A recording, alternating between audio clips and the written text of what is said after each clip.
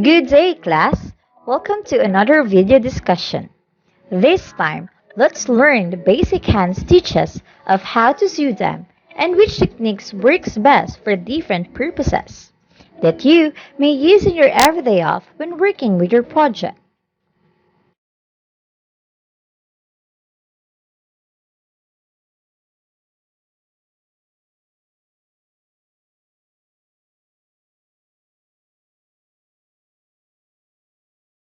Suppose you are now ready to learn, then let's start.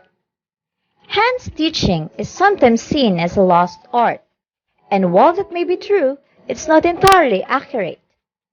Hand stitches are as useful and pertinent today as they have ever been. This tutorial will provide a step-by-step process to implement the various 7 most common basic hand stitches. You will not only learn how to sew the stitches, but you will also learn when and where to use them.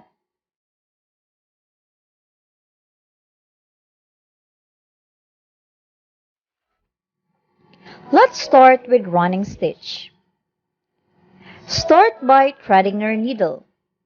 To thread your needle, begin by cutting your thread diagonally about 18 inches long. Grasp the needle between your thumb and finger. Then brace your hand against the other hand. Moisten behind the eye of the needle, and then push thread through the hole. Easy, right? Then, tie your knot in your thread. To tie a knot, wrap one end of the thread around your forefinger. Allow about 1/4 inch lap over the thread. Using your thumb, roll these threads together. Slip loop of finger and pull to the end of the thread. And now, for the running stitch, press the tip of your needle on the underside of your fabric and bring the needle up through the top of the fabric until the knot touches the back of the fabric. Maneuver the tip of your needle above and below the fabric to create the stitches. Because the running stitch is small, you can probably weave 2 or 3 stitches onto the needle before pulling the needle and thread through the fabric completely.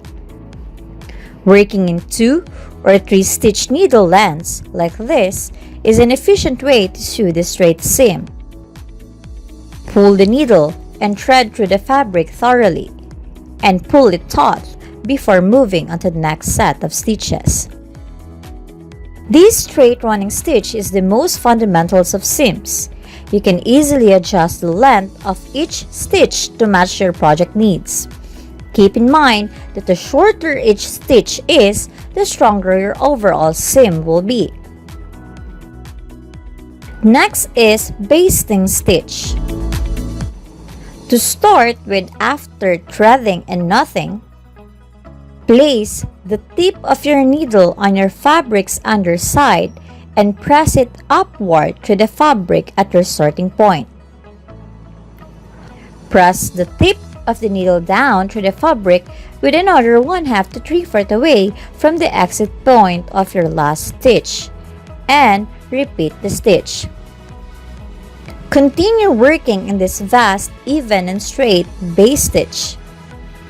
The running base stitch or basting is useful for temporarily holding 2 fabric pieces together and in place.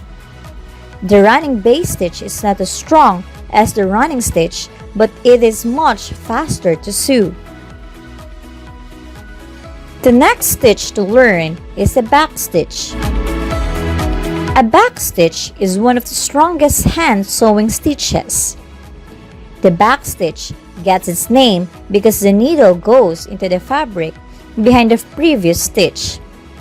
On the contrary, with a running stitch, the needle passes through the fabric an even distance in front of the previous stitch.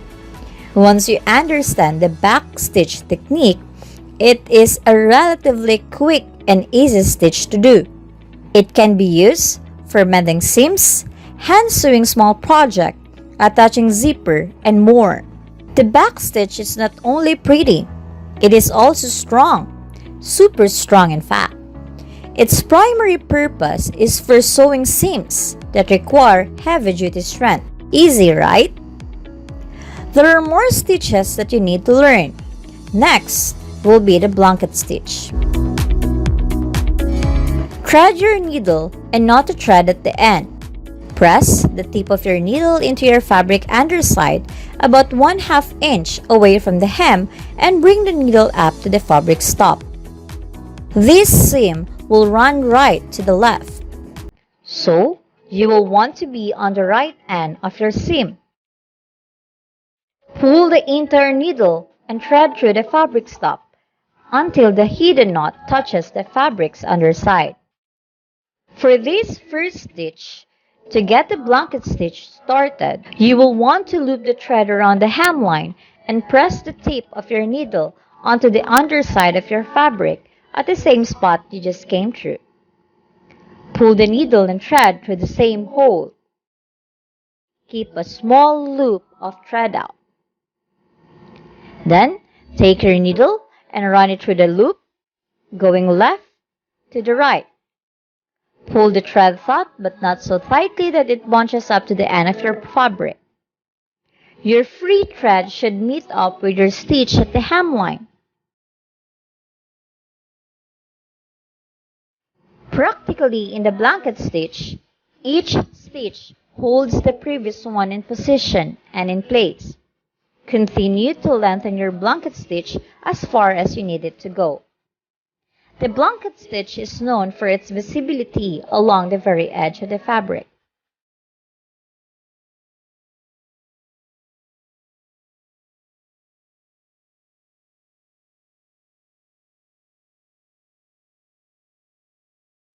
How to sew a catch stitch. To start with, thread the needle and not thread at the end. Press the tip of your needle on the underside of your fabric hem and bring the needle up through the top of the fabric until the knot touches the fabric's back.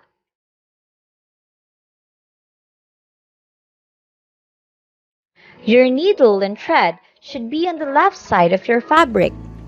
You will be sewing from left to right. Place the tip of your needle about 1/2 inch or 3/4 inch above your exit thread. Then move it to the right above 1/8 inch. At this point, press just a needle tip down through your fabric to the underside. Aim the tip of the needle about 1/8 inch to the left. Pull the whole needle and thread up to the top of your fabric and pull the thread taut. To create the X that is the signature of the cat stitch, press the tip of your needle about 1/2 inch to the right of your very first thread exit. Press just the tip of the needle down to the underside of your fabric, then bring it back to the top of your fabric about 1/8 inch to the right. Pull the whole needle and thread through the pull and thread taut. Now, you have created your first catch stitch. Continue these steps to create a length and catch stitches. It's helpful for the stitch which feels backward at times to remember that the top of the stitch is right to left stitch and the bottom of the stitch is left to right. Don't be afraid to pick up your fabric and rotate it around as you get more comfortable with the stitch. This will help you to create more precise and accurate stitch lengths and positions. Continue until you have completed the length of your catch stitch seam. It's like a zigzag stitch as a process with X as a result. The cat stitch is a great stitch choice for hems. It's nearly invisible from the front of your fabric. The X nature of the stitch provides a little give to the hem, which is useful. Another good place for the stitch is to attach thicker or heavier lining fabrics to the hemline, such as sewing on curtain linings. Next is sewing. A chain stitch is just what it sounds like. Chain stitch is a series of stitches connected in a chain-like pattern. While the chain stitch is an ancient technique, it's still one of the most widely used stitches in the world of sewing. Start with a small stitch. Make a simple stitch. Bring the needle through the back of the fabric, and then bring it through the fabric of the fabric near the first hole. Come back through the fabric near your stitch. Bring the needle through the back of the fabric a short distance below your first stitch. The new hole should be in line with the first two. Next, loop the thread through the first stitch. Bring the needle under the initial stitch from the side. You may need to use a needle tip to work the stitch open slightly. Pull the thread through so that it's reasonably tight. Put the needle back through the second hole. Next, put the needle point through the same hole that you came up through in step 2. Then your stitch should look like a skinny oval or slit. Now, you have just made the first link of your chain. Come back through the fabric below your stitch again. Now, all you need to do is to repeat the steps to continue your chain. And repeat as needed to continue this pattern to continue adding links to your chain. This stitch is just as useful for filling in shapes as it's for outlining, as its chain structure makes it flexible enough to follow in curves and spirals. The last stitch for this video is the ladder or slip stitch. The slip stitch is also called the ladder stitch, or an invisible ladder stitch is a useful hand sewing stitch to close a seam. To start with the stitch, press the tip of your needle onto your fabric's underside up in one of the folds. Pull the needle and thread through so the knot is invincible. Press the tip of your needle on the opposite hem directly across from the original exit point. Push the needle tip into the fabric so that the needle tip follows the hem inside the fold. Exit the needle tip from the hem, but fold about 1/2 to 3/4 inch away from the insertion point. Pull the whole needle and thread out from the folded hem and pull the thread taut. This will close up the first rung of your ladder stitch. Continue in this way until you have completed your slip stitch seam. The slip stitch, or aka the ladder stitch, is most commonly and effectively used for closing up homemade pillows. When you use a thread that matches your fabric, the stitch becomes pretty much invincible. Amazing, right? Next is sewing buttons. Sewing 2-hole buttons.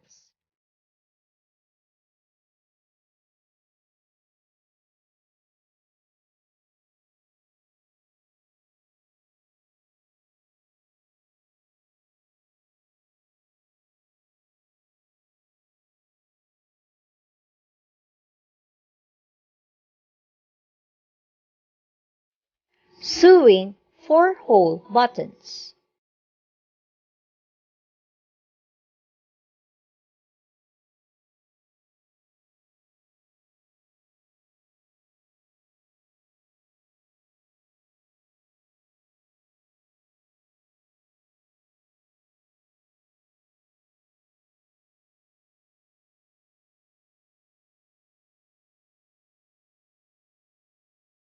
Sewing shank.